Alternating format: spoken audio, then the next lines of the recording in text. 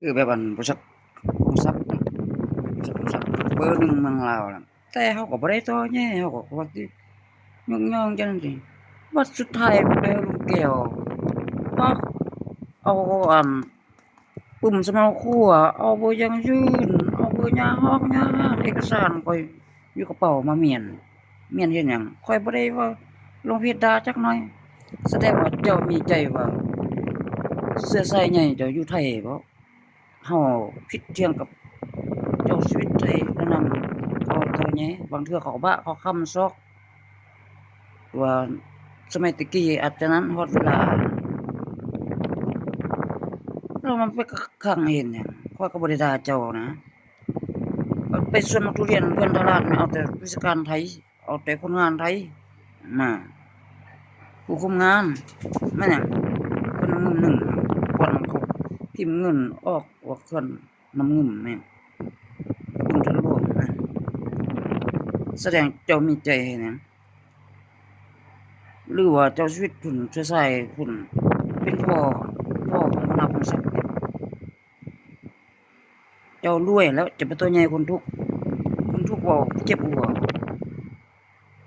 ว่าทั่วเมืองลาวแม้แต่เขื่อนไฟฟ้าแม้แต่แร่ธาตุก็ยังขึ้นนำหัวหน้าพงศักดิ์หมด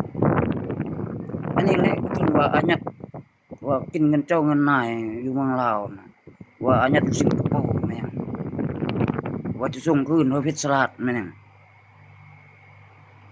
เจ้าก็สิส่งคืนให้เจ้าเฮ็ดหายสร้างถนนหนทางให้รวยออกเรื่องอันเปอร์เซ็นต์ขึ้นไฟฟ้ามันเป็นงานทางแชตทางอันแอปทางอันนั้นนี่เขาบ่กล้าเว้าเขาลงอยู่นี่เขารู้หมดเรื่องแร่ธาตุโอ้คนละบริษัทบ่รู้ว่าซื้อมาเขา50,000แสดงว่าเจ้าก็อาจจะโกงอัน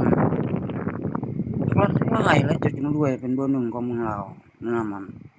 นักลงทุนนักธุรกิจใหญ่ว่ามีเงินว่าสายกรุงเทพอายัดอยู่สิงคโปร์แม่นแบบว่าบางเจ้านายบางคนนี่บ่ได้เงินย้อนที่เขาบีบออกบีบในกับมือ